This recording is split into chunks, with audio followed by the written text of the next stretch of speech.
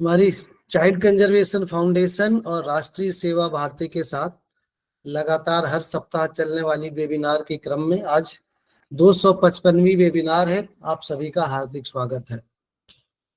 पिछले सप्ताह से हमने भारतीय परंपरा, भारतीय कुटुंब व्यवस्था और भारतीय तत्व, बाल अधिकारों में भारतीय तत्व को लेकर के एक ऐसी श्रृंखला प्रारंभ किया है जो लगभग 4 सप्ताह तक चलेगी। उसी श्रृंखला की आज ये दूसरी कड़ी है। आज इस पर हम किशोरों की समस्याओं के बारे में बात करने वाले हैं और उनका क्या समाधान हो सकता है। आज हम देखते हैं कि वे बालक जो स्कूलों में जा रहे हैं या कॉलेजों में जा रहे हैं, उनके साथ किस प्रकार की दुर्घटनाएं हो रही हैं या किस प्रकार से वो उन सारे कामों में लिप्त पाए जाते हैं जो हमारी व्यवस्था के पूरी तरह से खिलाफ है, उन बच्चों के खिलाफ है। चाहे हम नशे की बात करें, चाहे मोबाइल की बात करें, चाहे पढ़ाई लिखाई की बात करें, फोकस की बात करें, ऐसी बहुत सारी समस्याएं हैं जो टीन एज में होती हैं। ऐसी कुछ समस्याएं लड़कियों में भी होती है। इस उम्र में किससे शेयर करें तो एक भारी दुविधा में रहती हैं लड़कियां या लड़के, किशोर जो होते हैं इस वय के। तो इस समस्या से किस प्रकार, क्या क्या वास्तव में समस्याएं हैं, क्या उनके समाधान हो सकते हैं, इस पर हम आने वाले सप्ताह में, आज और इसके बाद जो अगला सप्ताह है उस पर बात करने वाले हैं। और अगले सप्ताह हमारे साथ कुछ बालक भी जुड़ेंगे अन्य जिलों से, कुछ जिलों से इसके बाद हम बात कर लेंगे। तो अन्य जिलों से बच्चे बात करेंगे और बच्चे अपनी समस्या रखेंगे और हमारे एक्सपर्ट के माध्यम से हम उसका समाधान ढूंढने का प्रयास करेंगे। तो आज का जो हमारा विषय है किशोरों की समस्याएं एवं समाधान, उस पर बातचीत करने के लिए हमारे साथ जुड़ी हुई हैं श्रीमती अमिता जैन जी। अमिता जी का स्वयं का व्यवसाय है, साथ ही पिछले 25 वर्षों से सेवा भारती के साथ जुड़कर कार्य कर रही हैं। महानगर व प्रांत स्तर पर कई दायित्व को निभाते हुए वर्तमान में राष्ट्रीय सेवा भारती की उपाध्यक्ष हैं। किशोरी विकास कार्यों की राष्ट्रीय प्रमुख हैं। किशोरी विकास कार्य को आगे बढ़ाने व कार्यकर्ताओं के मार्गदर्शन हेतु समर्थ किशोरी पुस्तिका का लेखन व संपादन भी किया है। आप पूर्व में मध्य प्रदेश बाल अधिकार संरक्षण आयोग की सदस्य भी रही हैं, काफी नजदीक से बालकों को जानती हैं और बहुत लंबा अनुभव है, बहुत काम किया है आपने बालकों के साथ जुड़ करके। तो बड़ी विनम्रता के साथ मैं दीदी से निवेदन करता हूं कि आज का जो हमारा विषय है किशोरों की समस्या एवं समाधान पर अपनी बात रखें। अमिता दीदी। धन्यवाद कृपाशंकर जी। मेरी आवाज आ रही है? जी आ रही है दीदी। बिल्कुल। चाइल्ड कंजर्वेशन फाउंडेशन द्वारा जो ये वेबिनार के माध्यम से व्याख्यानों, चर्चाओं का जो ये श्रृंखला आरंभ की गई है, मैं उसके लिए उनका अभिनंदन करती हूँ। इसके माध्यम से जो विभिन्न विषयों के ऊपर विचार करने का, चिंतन मनन करने का एक अच्छा अवसर हम सब लोगों को मिल रहा है। ऐसे ही एक विषय पर आज हम चर्चा करने वाले हैं। ये महत्वपूर्ण विषय है और ये महत्वपूर्ण इसलिए क्योंकि सीधे हम सबसे जुड़ा हुआ है, हमारे समाज के विकास और समाज के निर्माण से जुड़ा हुआ है ये विषय। हम सब जानते हैं कि भारत जो है के पास जो शक्तियां हैं, जिनके बलबूते पर वो विकास कर सकता है, उनमें से एक शक्ति है युवाओं की। आज भारत को युवाओं का देश भी कहा जाता है। सबसे अधिक संख्या में युवा की शक्ति, उनकी ऊर्जा, उनकी प्रतिभाएं, ये सब हमारे पास हैं। और ये युवाओं के जो ये शक्ति और ऊर्जा है, ये इसका आरंभ किशोरावस्था से ही हो जाता है। इनकी विकास की दिशा किशोरावस्था से ही आरंभ हो जाती है। इसलिए किशोरावस्था को भी देखना, उसको भी समझना बहुत आवश्यक हो जाता है। आज हम सब लोगों को ये विचार करना होगा या देखना होगा कि आज इन युवाओं की, इन किशोरों की क्या स्थिति है, या वे किस ओर आगे बढ़ रहे हैं, उनके विकास की दिशा क्या है, क्या उनकी शक्ति ऊर्जा का सही उपयोग हो रहा है। इन सब बातों का हमको अवलोकन भी करना चाहिए और विचार करना चाहिए ताकि इस शक्ति का उपयोग देश हित में किया जा सके। हम सब जानते हैं किसी भी व्यक्ति के जीवन का एक महत्वपूर्ण पड़ाव होता है किशोरावस्था। ये परिवर्तन का काल, जहाँ बचपन से निकल के परिपक्वता की ओर बढ़ते हैं, ये बहुत ही संवेदनशील काल होता है। और चुनौतीपूर्ण भी होता है। एक और तो चुनौतीपूर्ण क्यों? क्योंकि एक और तो ये बच्चे, ये किशोर ऊर्जा से, शक्ति से, उत्साह से भरे होते हैं, उत्सुक होते हैं हर नई चीज को जानने समझने के लिए, और नए नए प्रयोग करके भी देखना चाहते हैं। वहीं दूसरी ओर असमंजस में भी होते हैं, उन्हें जीवन में किस प्रकार आगे बढ़ना है, सही क्या है, गलत क्या है, किस प्रकार से अपने आप को मित्रों के बीच में, समाज में स्थापित करना है, ये करियर क्या हो, इस तरह की असमंजसता भी इस दौर में रहती है। तो ये हम कह सकते हैं कि ये किशोर इस समय चाक पर चढ़े हुए गीली मिट्टी के जैसे होते हैं। उनको जैसा आकार हम देना चाहते हैं वैसा आकार उन्हें दिया जा सकता है, उनके विकास को दिशा दी जा सकती है। अभी जैसा परिवेश होगा, जैसा वातावरण होगा, परिवार का वातावरण, आसपास का वातावरण, जैसा उनको मार्गदर्शन मिलेगा, जैसे उनके सामने रोल मॉडल होंगे, या वैसे ही उसी हिसाब से उनका व्यक्तित्व बनता चला जाता है, उनके सोच बनती चली जाती है, उनके जीवन मूल्य बनते चले जाते हैं। और हम कह सकते हैं, जैसा मैंने बताया कि वो चाक पे चढ़ी हुई गीली मिट्टी के जैसे होते हैं। ये इसी समय आवश्यकता है कि हम उनके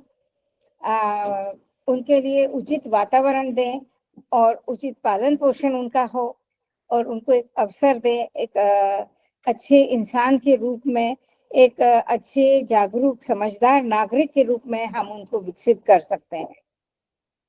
आवश्यकता ये भी है कि हम उनके उनकी संस्कारों की नींव को बहुत सुदृढ़ करें और विश्वास के पंख दे करके उनको अनंत संभावनाओं के आकाश में छोड़ दें, स्वयं जानने दें, समझने दें, अपनी शक्ति को पहचानने दें, उनको पूरे पूरे अवसर दें अपनी क्षमता का पूरा उपयोग करने का। तो अभी आप सब भी इस पर, इन बच्चों के साथ सामान्यतः 10-11 वर्ष से लेकर के 18 वर्ष के बच्चों तक की सामान्यतः आप लोग इनकी समस्याएं प्रतिदिन सुनते हैं, इन बच्चों से डील करते हैं। कभी तो आपको लगता होगा कि कितने भोले हैं, कितने नादान हैं, कैसे ये बहक गए, फंस गए हैं, और कभी कभी लगता होगा कि कितने शातिर हैं, कहाँ से आता है इनका ऐसा दिमाग। तो यही कंफ्यूजिंग स्टेट क्यों होती है, क्योंकि कई उनके विकास पर कई चीजों का असर दिखता है। जैसा मैंने बताया कि आसपास का वातावरण, उनके सामने रोल मॉडल्स क्या हैं, उनको किस प्रकार का मार्गदर्शन मिल रहा है, ये सब बातें भी उनके विकास के ऊपर असर करती हैं।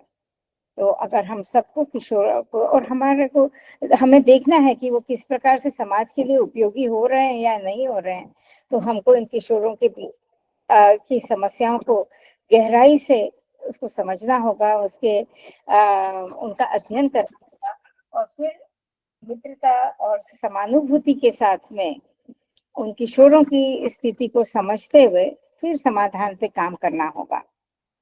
तो अगर हम उनकी समस्या को देखें, उन पर बात करें, तो किशोरावस्था की अपनी कुछ सामान्य समस्याएं होती हैं। विश्व के किसी भी देश में हम चले जाएं, दुनिया के किसी भी कोने में, लेकिन ये बच्चे को किशोरावस्था की जो सामान्य समस्या है वो उससे जूझेंगे ही। शारीरिक बदलाव, परिवर्तन इस समय होता है, तो वो शारीरिक बदलाव से डील करना सीखते हैं। वो प्रजनन प्रणाली के बारे में, प्रजनन अंगों के बारे में उनका बहुत उत्सुकता रहती है, उसके साथ भी वो प्रयोग करके देखना चाहते हैं। विपरीत लिंग के प्रति उनका आकर्षण होता है। वहीं वो हार्मोनल चेंजेस के कारण कई भावनाओं से गुजरते हैं, मूड स्विंग्स होते हैं उनको। कभी मूड अच्छा होता है, कभी मूड खराब, अकेले रहना पसंद करते हैं, कभी सबके साथ रहना पसंद करते हैं। विभिन्न प्रकार के दबाव वो झेलते हैं, पीयर प्रेशर जिसको बोले, करियर चूज करने का प्रेशर बोले, समाज के अन्य प्रेशर, परिवार में प्रेशर, कई की स्थितियों के कारण जो प्रेशर, तनाव उनके होते हैं, उनको डील करते हैं वो लोग। और अपरिपक्व सोच के कारण निर्णय भी नहीं ले पाते हैं। तो ये तो कुछ सामान्य है जो हर किशोर किशोरियां अपने इस अवस्था में इन समस्याओं को फेस करते ही हैं। लेकिन वही हमको अभी ये भी देखना पड़ेगा कि वो किस वर्ग से आते हैं। आर्थिक रूप से जो वर्ग है एकदम एलाइट क्लास से आते हैं, मध्यम वर्ग से हैं, या वंचित अभावग्रस्त वर्ग से हैं। शहरी बस्ती में रहने वाले हैं, शहर में रहने वाले हैं, ग्राम में रहने वाले हैं, शिक्षित हैं, अशिक्षित हैं। फिर ये इन वर्गों के हिसाब से भी उनकी अलग अलग समस्याएं हमारे ध्यान में आती हैं। इसी तरह से भौगोलिक क्षेत्र के अनुसार भी क्षेत्रीय अपना एक रहन सहन होता है, एक उनका एक उनकी भौगोलिक जो परिस्थितियां होती हैं उसके कारण भी उनमें समस्याएं कुछ डेवलप हो जाती हैं। उनको हम धीरे धीरे समझेंगे भी आगे। और इसी तरह से समुदाय का प्रभाव भी उनके विकास पर पड़ता है। उसके कारण भी अलग अलग समस्याएं जन्म लेती हैं और हमको दिखाई देती हैं, जिनका हमको गहराई से अध्ययन करना पड़ा। आइए इनको अपन थोड़ा सा समझते हैं, कुछ उदाहरण से समझते हैं कि क्या क्या समस्याएं, अलग अलग वर्ग की किस प्रकार की अलग अलग समस्याएं हो सकती है। अगर हम एकदम एलाइट क्लास की बात करें, जहाँ आर्थिक रूप से बिल्कुल पैसों की कहीं कोई कमी नहीं है उनके पास में, हर चीज उनके पास अवेलेबल है, और इसलिए कभी भी वो ना सुनने के आदी नहीं होते हैं। उनको हर चीज बिल्कुल मिल जाती है आसानी से, तो वो जब भी कहीं उनको ना सुनना पड़ता है या उनको कहीं हार का सामना करना पड़ता है तो वो नहीं कर पाते हैं, तनाव में आ जाते हैं। इसी प्रकार से क्योंकि इस क्लास में बच्चों, माता पिता के पास भी समय कम होता है, उनमें संवादहीनता होती है, तो वो अकेलापन महसूस करते हैं, मित्रों में अपना समय गुजारते हैं। उनके जो है सारे गैजेट्स उनके पास हैं, उसका उपयोग ज्यादा से ज्यादा वो लोग करते हैं। इसी प्रकार से अगर हम देखें कि वंचित वर्ग के लोग हैं तो उनके पास तो आर्थिक अभाव है। वहाँ बस्तियों में रहने वाली अगर हैं, ग्रामीण क्षेत्र में रहने वाली अगर किशोरियां हैं, तो वो किशोरियों की अगर हम एक उदाहरण लेते हैं और किशोरियों की बात करें तो वो मेहनती होती हैं, स्वावलंबी होती हैं, उन्हें मेहनत करने की आदत होती है, घर के सारे कामकाज वो करती हैं, उनको अपने संस्कार पता होते हैं, अपने रीति रिवाज परंपराओं की जानकारी होती है, उसमें भागीदारी भी करती है। बस्ती में, गांव में जो कार्यक्रम हो रहे हैं उसमें भी उनकी भागीदारी होती है।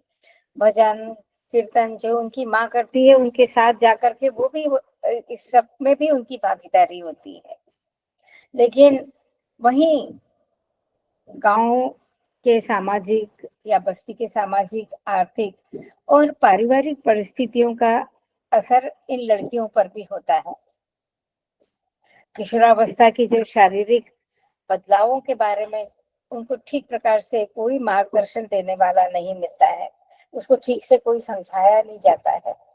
जहाँ जैसे आधी अधूरी उनको जानकारी कहीं से मिलती है, अपनी ही हम उम्र लड़कियों से उनको ये सारी जानकारी मिलती है, तो इस वो और साथ ही जो मिथक इनके इससे संबंधित जो चल रहे हैं गांव में, उनके घरों में, उनके परंपराओं में जो चल रहे हैं, उसी को वो उसी के अनुसार ही उस शारीरिक बदलावों को लेती है। इसी तरह से हम देखें कि गांव में या शहरी बस्तियों में भी रहने वाली बच्चियां, उनको कहीं से कोई मार्गदर्शन का नहीं है, बहुत सी बातें उनके मन में रहती है, वो कहना चाहती हैं, लेकिन आसपास का वातावरण, परिवेश ऐसा नहीं होता है कि हमारी बच्चियां अपने मन की बात किसी से कह सके। बहुत कुछ करना चाहती हैं, लेकिन आर्थिक अभावों के कारण, दूसरे दबावों, बंधनों के कारण वो कर नहीं पाती हैं कुछ। तो कितनी कुंठाग्रस्त होती हैं। आत्मविश्वास की बहुत अधिक कमी उनमें होती है।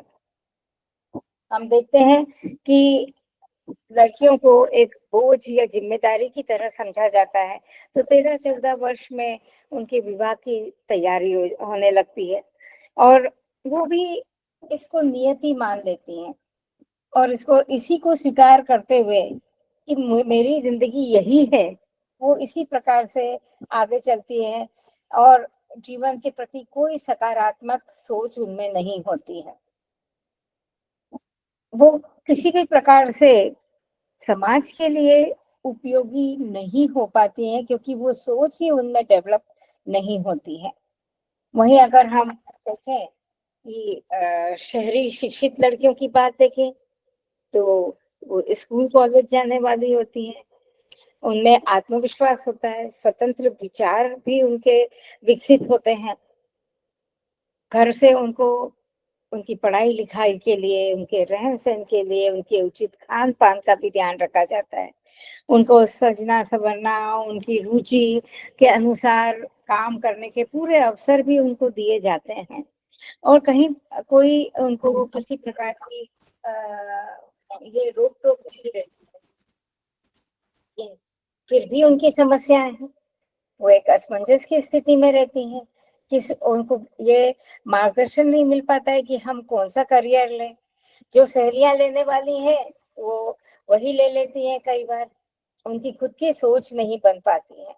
फिर करियर को लेकर के इतनी रहती हैं, पढ़ाई को लेकर के सारे टाइम अपने पढ़ाई में रहती हैं, तो घर के कामों में, घर के रीति रिवाजों को मानने में, घर में जो हमारे संबंध हैं, नाते रिश्तेदार हैं, उनके बीच उठना बैठना, इन सब में उनकी भागीदारी बहुत कम होती है।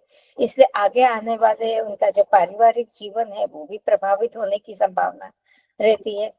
और ये बच्चियां धीरे धीरे कब होटलिंग के प्रति, पब संस्कृति के प्रति, ऑनलाइन शॉपिंग के प्रति, ये सब कब इसके प्रति आकर्षित धीरे धीरे होने लगती हैं, और कब वो इसकी आदी होकर के कब कभी कभी गलत रास्तों पर भी जाने लगती है, असामाजिक गतिविधियों में भी जुड़ने लगती हैं, इनका पूरा के पूरा ये हम समझ ही नहीं पाते हैं। और इनका पूरा फोकस केवल अपने करियर, अपनी पढ़ाई पर रहता है, और पढ़ाई भी इसलिए करना है, करियर भी इसलिए, क्योंकि अच्छी पढ़ाई करेंगे तो अच्छी नौकरी मिलेगी, अच्छी नौकरी मिलेगी तो अच्छे घर में शादी होगी, विवाह होगा। ये इनकी सोच बनती चली जाती है। आगे जाकर के ये पारिवारिक, क्योंकि केवल मैं, मेरा करियर और मेरी खुशी, मेरी यही उनका सबसे यही महत्व उनके लिए महत्वपूर्ण होता है। तो माय लाइफ माय चॉइस, ऐसा एक इन लोगों का बनने लगता है। व्यक्तिगत स्वतंत्रता को, व्यक्तिगत खुशी को ये ज्यादा महत्व देती है। तो इसी प्रकार किशोरों की भी अपनी समस्याएं हैं। अभी हमने उदाहरण से देखा कि ग्रामीण क्षेत्र में रहने वाली लड़कियां हों, शहर में रहने वाली हों, अभिजाति वर्ग की हों, आर्थिक रूप से विपन्न परिवारों की हों, वहीं अगर हम देखें बॉर्डर पर रहने वाले, वो हमेशा एक डर में, कब हमें हमारी सुरक्षा को लेकर के एक डर में जीते हैं हमेशा वो बच्चे। माता पिता घर में एक ऐसा वातावरण रहता है, उनकी सुरक्षा को लेकर के, परिवार की सुरक्षा को लेकर हमेशा चिंतित रहते हैं, जिसका असर इनके भी ऊपर पड़ता है। अगर हम घुमंतु समाजों को देखें, जो नोमैड्स, जो कि बंजारा है, जो कि घूम करके अपना व्यवसाय चलाते हैं, अपना जीवन यापन करते हैं, वो कभी भी उनका स्थायी आवास ही नहीं रहता है, बच्चों की पढ़ाई उससे प्रभावित होती है, बच्चों को जो ज्ञान मिलना चाहिए, जानकारियां मिलना चाहिए, वो नहीं मिल पाती है।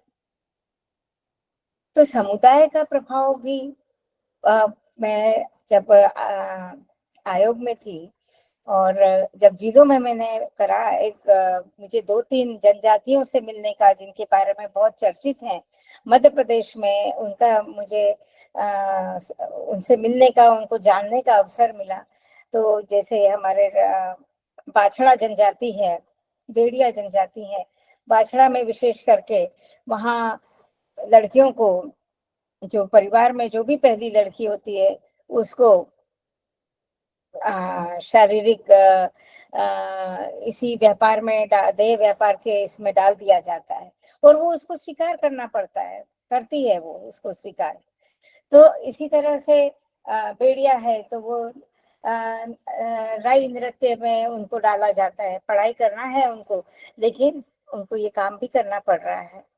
तो कितने प्रकार की समस्याओं से ये बच्चे गुजरते हैं, इनमें पैदा होती है, क्योंकि इनके विकास को अलग अलग परिवेश, अलग अलग वातावरण मिलते हैं, तो इसलिए इनकी समस्याएं भी अलग अलग होती हैं।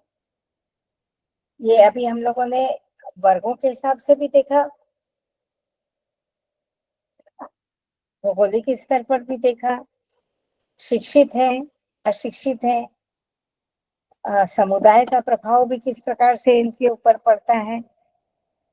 तो ये सारी जो समस्याएं हैं, अगर हमको इनके बीच में काम करना है और देखना है कि वाकई में ये किशोरों की दिशा क्या है, तो उनको इन सारी बातों को ध्यान में रखते हुए हमें सामान्य समस्याओं के साथ साथ इन सब बातों को भी ध्यान में रखते हुए उनकी समस्याओं पर विचार करना होगा।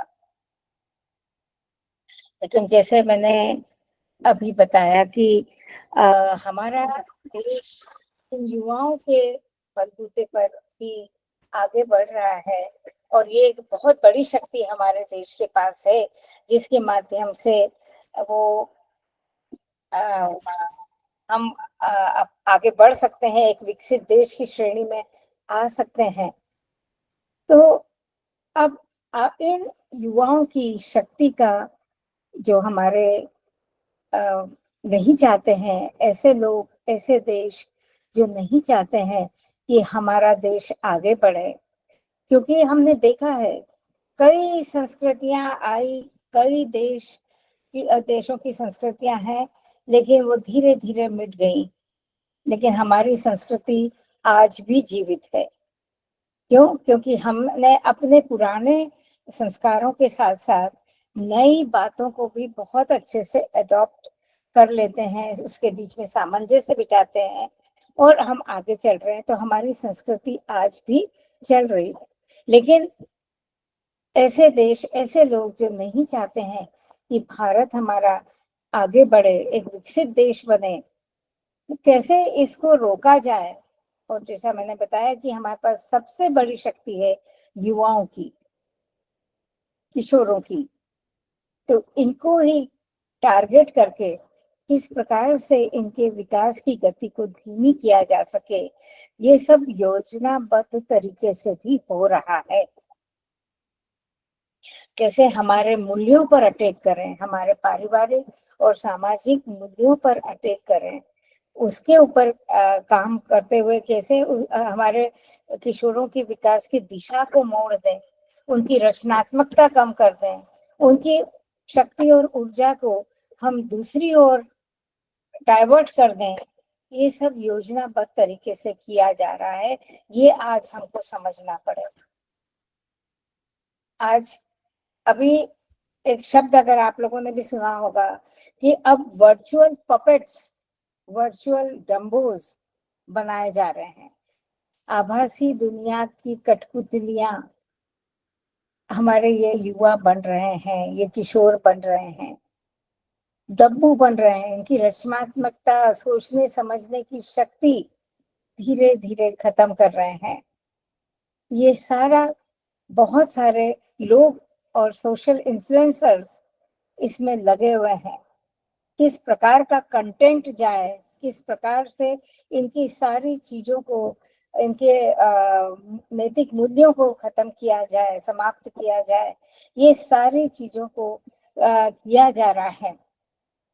हमारे जो पारिवारिक और सामाजिक मूल्य अभी तक थे, उसके विपरीत विभिन्न माध्यमों से उनकी सोच वो बनाते हैं, उनके जीवन मूल्य के ऊपर पूरा तरह से कुठाराघात कर रहे हैं।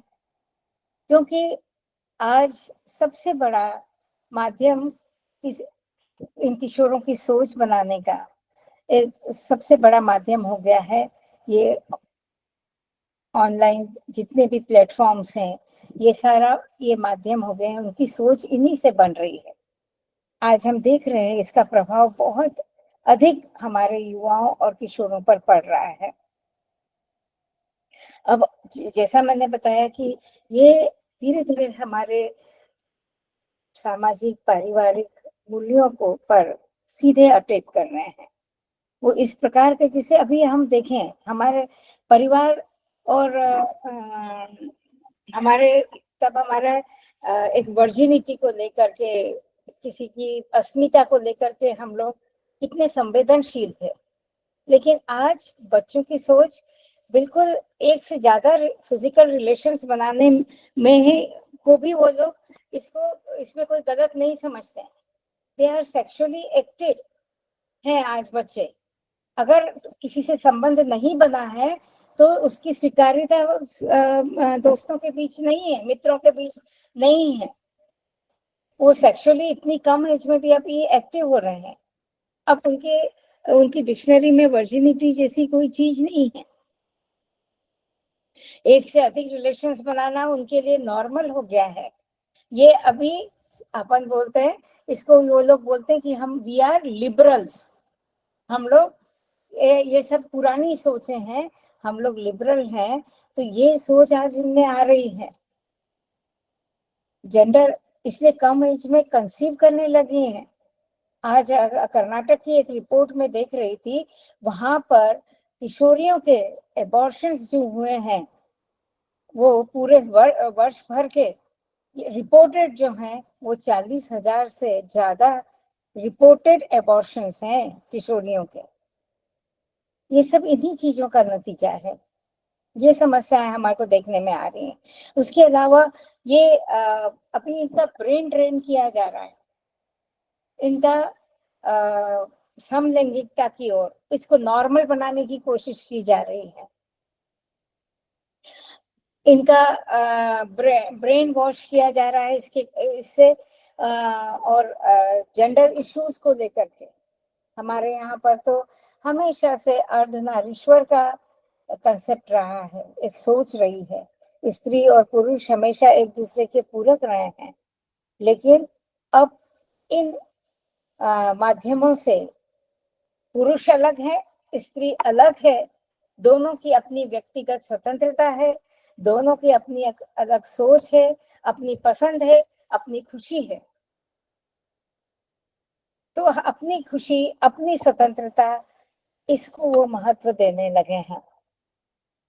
तो ये जो जेंडर इश्यूज हैं, लिंग भाव, तो उसके ऊपर इतना ये तरह तरह के उसके ऊपर स्टोरीज डालना, उस पे वीडियोस डालना, उस पे चर्चाएं करना, ये सारा काम हो रहा है, जिससे लड़कियों के मन में, लड़कों के मन में ये आ रहा है।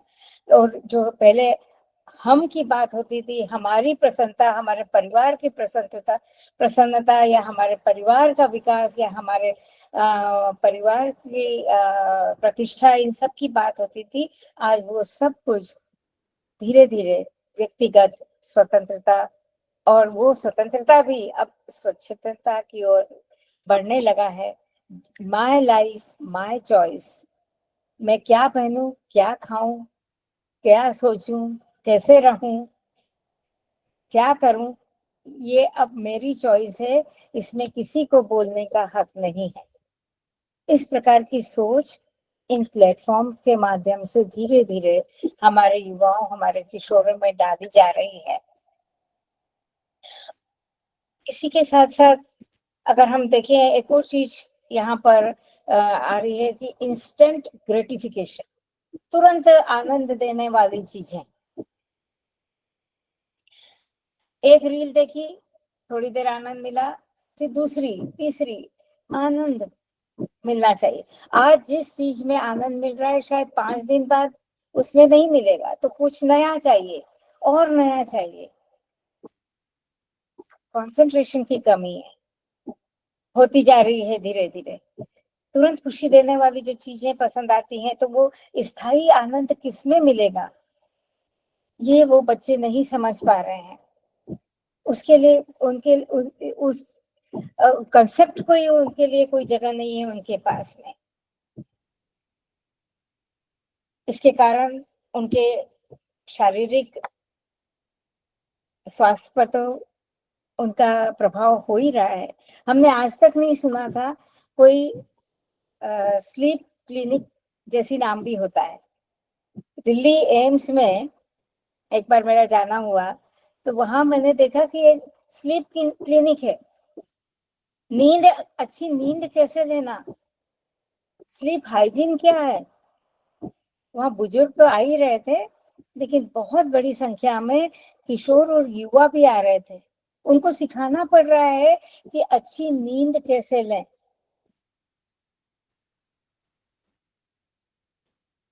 तो ये अब जब उनको ये खुशी नहीं मिलती है, तुरंत खुशी नहीं मिलती है किसी चीज में, बहुत जल्दी किसी भी चीज से बोर हो जाते हैं। हम बोलते हैं ना कि हमें जब खुशी मिलती है तो हमारा डोपामाइन लेवल बढ़ जाता है, लेकिन अब उनका वो लेवल इतना हाई हो चुका है कि अभी छोटी छोटी बातों में, हमें तो पहले ये होता था, हम प्रकृति की एक अच्छा फूल भी खिलता हुआ, हमने अच्छे हरे भरे बगीचे में चले गए तो हमें खुशी मिलती थी। नदी किनारे बोटिंग पर गए, नदी किनारे बोटिंग कर ली और हम ये सब काम करा, हमको खुशी मिल जाती थी।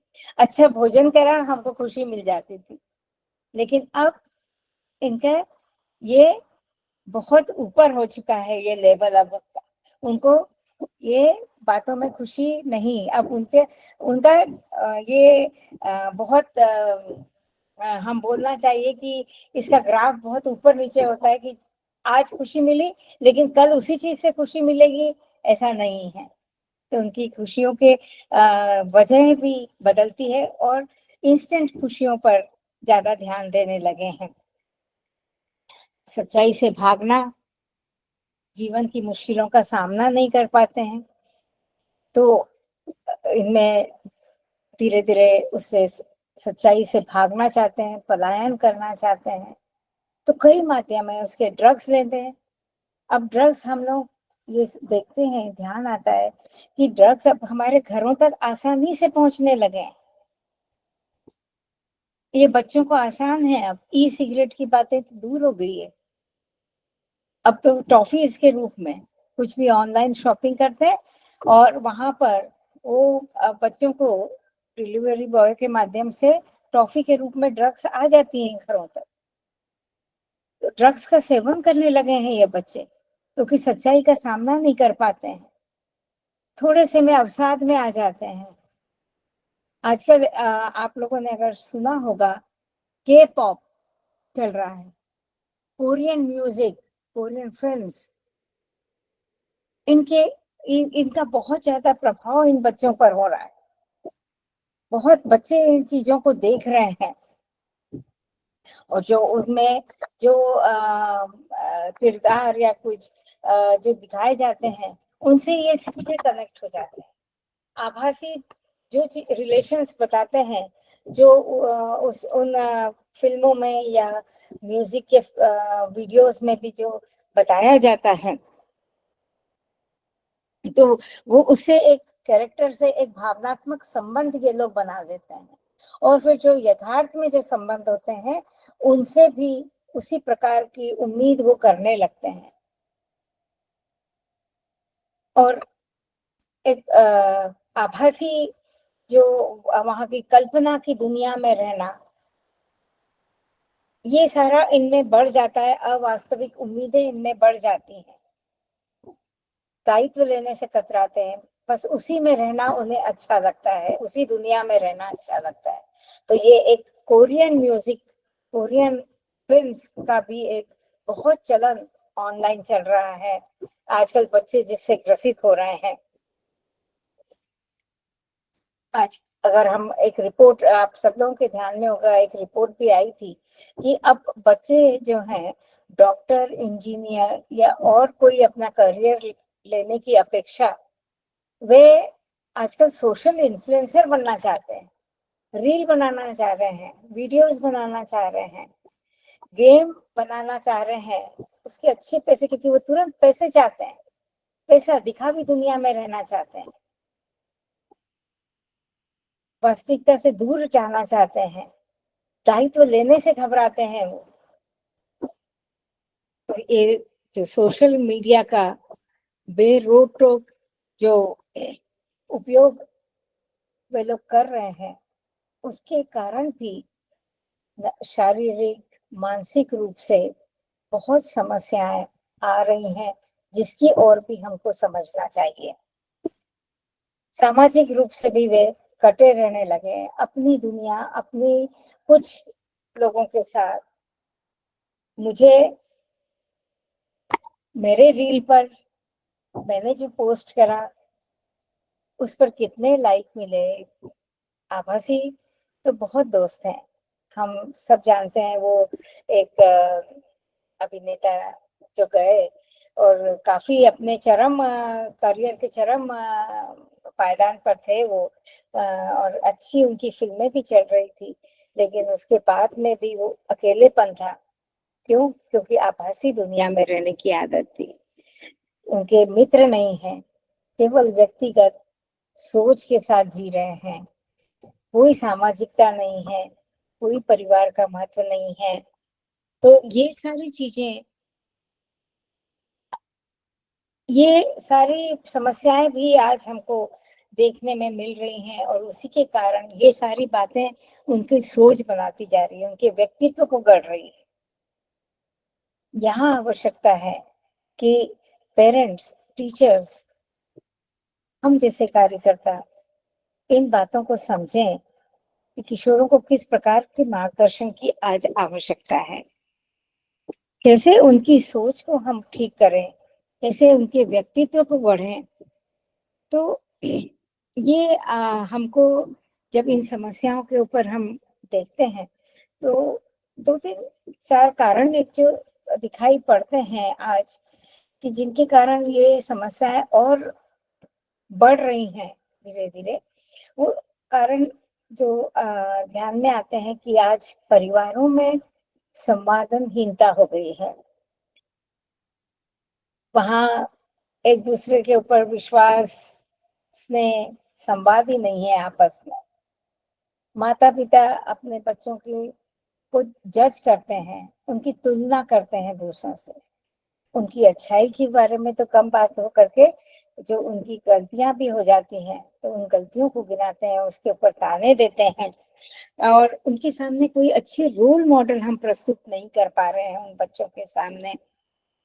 तो ये सारे कारण हैं, और भी ऐसे बहुत सारे कारण हैं जिनके कारण उनका सही विकास कहीं ना कहीं अवरुद्ध हो रहा है, और ये लोग समाज उपयोगी नहीं बन पा रहे हैं, एक ऐसे युवा के रूप में नहीं विकसित हो पा रहे हैं जो आगे चल करके समाज के, देश हित के लिए उपयोगी हो सके। इसलिए हमको उनकी जो विकास है वहीं से शुरुआत करनी पड़ेगी। इन समस्याओं को अगर हमको धीरे धीरे समाप्त करना है, इन पर काम करना है, इन समस्याओं पे तो करना ही है, लेकिन जैसे बोलते हैं कि बीमारी को ठीक करने से और ज्यादा अच्छा है कि बीमारी होने से ही रोकना। Prevention is better than cure. तो उसीलिए हमें किशोरों के, युवाओं की समस्याओं को ठीक करने के लिए, किशोरों की समस्याओं को ठीक करने के लिए हमें किशोरों के विकास पर काम करना होगा, उनकी दिशा को ठीक करना पड़ेगा हम लोगों को। हमारे शास्त्रों में इसके लिए और एक पंचकोश विकास की एक अवधारणा पर बात की गई है। मनुष्य का पूरे जीवन किस प्रकार से हो, शारीरिक स्वास्थ्य से लेकर शरीर के स्तर से लेकर के जीवन के अपने अंतिम लक्ष्य को कैसे प्राप्त करे और किस प्रकार से आगे जीवन में बढ़े हर स्तर पर, उसके लिए पंचकोशीय विकास की अवधारणा दी है। और ये 5 कोश है: अन्नमय कोश, प्राणमय कोश, विज्ञानमय कोश और आनंदमय कोश। ऐसे ये 5 कोश दिए गए हैं। मनोमय कोश, अन्नमय कोश, प्राणमय कोश, मनोमय कोश, विज्ञानमय कोश और आनंदमय कोश। ये कोश जीवन के अलग अलग मन, बुद्धि, शरीर, इन सब के विकास पर काम कैसे करना है, कैसे आगे बढ़ना है, इस पे पूरी दिशा देते हैं। ये कोश एक दूसरे पर से मिले हुए जुड़े हुए हैं। एक के विकास पर दूसरा आधारित है, दूसरे के विकास से पहला, तो ये एक दूसरे से जुड़े हुए हैं। लेकिन इन पर हम बात तो करेंगे ही। इनके हमको इन पर बात करते समय या इन पर काम करते समय ये बात का ध्यान रखना चाहिए कि युवा, ये जो किशोरावस्था है, ये हमारी है 10-11 वर्ष से लेकर के 18 वर्ष की। एक 10-11-12 वर्ष का बच्चा जो विषय को समझेगा और एक 17-18 वर्ष का किशोर किशोरियां जो समझेंगी उसी विषय को, तो ये स्तर का भी ध्यान रखते हुए हमको बात करना है। इन कोशों पर हम बात करेंगे, क्योंकि जैसे अगर हमको सेक्सुअल अब्यूज के बारे में बताना है तो हम एक 10-11 साल की बालिका को गुड टच, बैड टच इतना तक बता सकेंगे। लेकिन 17-18 वर्ष की अगर बालिका है, किशोरी है, तो उसको हमें सेक्सुअल अब्यूज के हर तरीके से, चाहे वो साइबर तरीका हो या कोई भी तरीका है, उससे भी उसको अवगत कराना पड़ेगा। तो इस तरह से इन कोशों पर भी काम करते समय हमको इन स्तर पे बात करना पड़ेगी। हम लोग अगले अपने सत्र में इस विषय को आगे ले जाएंगे, इस समाधान पे बात करेंगे। आज इतना ही कह के मैं यहाँ विराम देती हूँ। किसी का कोई प्रश्न हो तो अवश्य हैंड रेज कर सकते हैं, तो हम आगे चर्चा कर सकते हैं इस पर। बहुत धन्यवाद दीदी, बहुत ही साइंटिफिक तरीके से डेटा के साथ आपने सारी बातें प्रेजेंट किया है। हम इस पर अगले सप्ताह चर्चा जारी रखेंगे और किस प्रकार से इसका समाधान निकालें, क्योंकि जैसा हम अक्सर कहते रहते हैं, हमारा सेवा भारती का या चाइल्ड कंजर्वेशन फाउंडेशन का लक्ष्य समस्या को सिर्फ उजागर करना नहीं है, समस्या को समाधान तक ले जाना है। हम लोग एक्टिविस्ट के रूप में काम नहीं करना चाहते, हम समाज के जुड़ करके उन समस्याओं के अंतिम कड़ी तक, क्या उसके समस्या के मूल में जाकर के किस प्रकार उस समस्या का समाधान किया जा सकता है, इस पर हम लोग काम करते हैं। चाइल्ड कंजर्वेशन फाउंडेशन में हम लगातार ये बात कहते रहते हैं।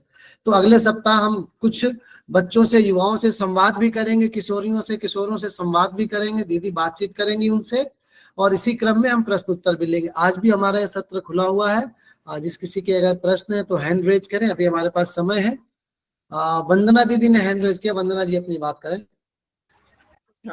नमस्ते मैडम, मेरा नाम वंदना शर्मा है और सबसे पहले तो धन्यवाद, आपने बहुत ही संवेदनशील मुद्दे को एकदम पारिवारिक तरीके से जो डिस्कस किया।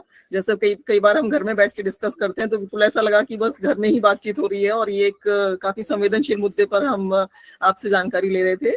बहुत अच्छी जानकारी थी। मेरा एक सवाल ये है मैडम कि कई बार क्या होता है कि जो किशोर अवस्था के बच्चे, स्पेशली जो बच्चियां होती हैं, तो हमारे परिवार में जो परवरिश होती है वो इस तरीके की होती है कि हम बहुत खुले हुए माहौल में नहीं पले बड़े होते, स्पेशली जो माता पिता के साथ जो बच्चियों के संबंध होते हैं।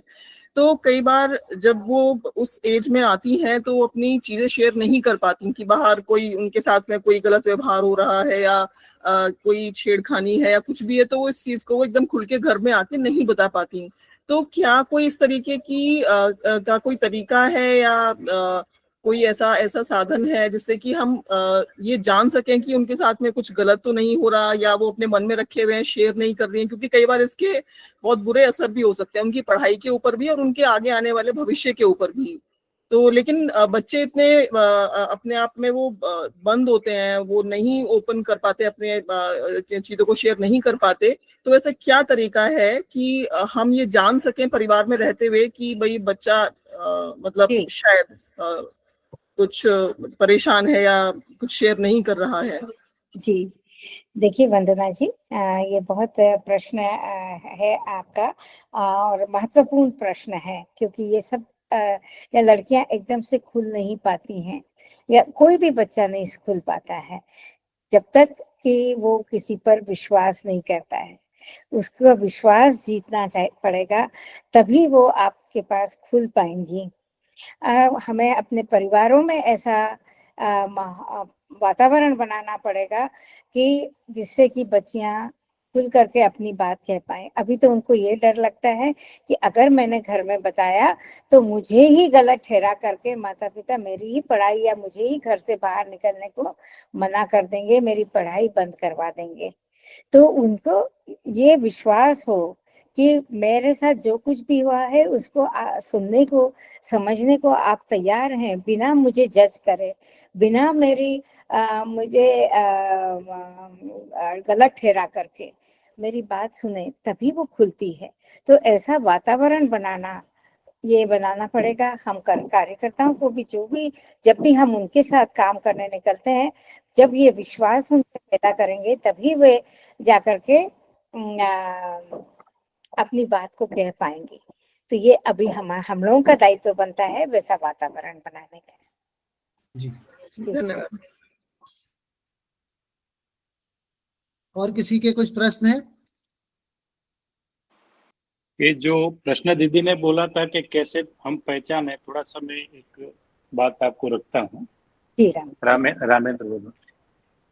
क्या है कि बच्चे की जो दिनचर्या है, यदि हम समझेंगे तो उससे भी ध्यान में आता है कि बच्चे के मन में क्या चल रहा है, क्या घटनाएं है। तो उसका दैनिक दिनचर्या भी हम थोड़ा सा जज करेंगे तो आपकी समझ में आएगा कि बच्चे के जो रोज का उसके चेहरे का हाव, बॉडी लैंग्वेज, उसकी रोज की दिनचर्या, इसमें शिथिलता आ रही है क्या, स्ट्रेस आ रहा है क्या। इससे भी हम अपने बच्चे के मन को पहचान सकते हैं कि उसके मन में क्या चल रहा है। पर ये जब पहचानेंगे तो बात करते समय, जो दीदी ने बात की, अमिता जी ने, जो ट्रस्ट बिल्डिंग वाला है, वो यदि बात होती है तो फिर बच्चे खुल करके आपसे बात करते हैं। वो एक तो आपका उधर का तनाव और आपका भय, दोनों के कारण से बच्चा एक बहुत ज्यादा स्ट्रेस में आता है। तो परिवार के इस प्रकार का वातावरण ठीक से रहता है तो फिर वो बातें बताने लगता है। तो बच्चे को जज करने के लिए बच्चे की दिनचर्या, बच्चे की बॉडी लैंग्वेज, बच्चे का हाव भाव, और बच्चा समझ में आ रहा है क्या, इस प्रकार से यदि अपन पहचानते हैं तो ध्यान में आता है। क्योंकि रोज में से कुछ ना कुछ अंतर दिखाई देता है यदि किसी प्रेशर में रहता है। तो वो अंतर समझने की यदि हमारी क्यूरियोसिटी है, यदि हम उस प्रकार की समझ अपनी फैमिली के जो पेरेंट्स है वो रखते हैं, तो बच्चे की कम समय पर ही उसको जज करके सही दिशा में भी ला सकते हैं और उसकी कठिनाई को दूर भी कर सकते हैं। ऐसा मुझे जी, रामेन जी की बात से मुझे ध्यान आ रहा है कि मैं एक बार किशोरियों के बीच में उनके शारीरिक बदलावों पर और माहवारी पर, प्रजनन प्रणाली पर बात कर रही थी, तो एक लड़की बहुत जोर से रोने लगी, और तब ध्यान आया धीरे धीरे, उससे अलग से ले जाके, मेरे सत्र के बाद अलग से ले जाके, जब तो उसके साथ में क्या सेक्सुअल एब्यूज हुआ था, वो बच्ची, तब ध्यान में आया कि इस बच्ची के साथ जरूर कुछ ना कुछ हुआ है। तब जहाँ मैं गई थी उनके वहाँ कार्यकर्ताओं को मैंने कहा, और उस बच्ची को भी अलग से ले जा करके जब बात करी कि ऐसा कुछ ना कुछ उसके साथ हुआ है, तो तब बाद में उन कार्यकर्ताओं के ध्यान में आया और फिर उस पर उन्होंने काम भी करा। तो ऐसा कई बार होता है कि जब इन विषयों पर भी बात होती है या इस प्रकार की कोई बात हम करने लगते हैं, तो तब भी बच्चियां सोचती हैं कि हम भी यहाँ अपनी बात खुल के कह सकते हैं क्या, रख सकते हैं क्या। तो कई बार ऐसा भी होता है। बिल्कुल, धन्यवाद दीदी। भाई साहब भी जुड़े हुए हैं, बहुत बहुत धन्यवाद भाई साहब। मेरा बाद में ध्यान आया कि आप जुड़े हुए हैं। अध्यक्ष जी भी जुड़े हुए हैं, डॉक्टर राघवेंद्र शर्मा जी। भाई साहब आपसे भी निवेदन करूंगा कि अपना मार्गदर्शन दें, अभी सत्र हमारा चलता रहेगा। अच्छा, मैं भी रास्ते में हूँ और सिग्नल बार बार आ रहे जा रहे, इसलिए मुझे लगता है मैं सुनता रहूंगा इतना संभव होगा। मैं बहुत बहुत धन्यवाद आभार व्यक्त करता हूँ। बाकी आप कंटिन्यू कीजिए। जी जी धन्यवाद भाई साहब। तो लक्ष्मण जी जुड़े हुए हैं त्रिपुरा से। लक्ष्मण जी अपना प्रश्न रखें। नमस्ते मैडम, मैं त्रिपुरा से लक्ष्मण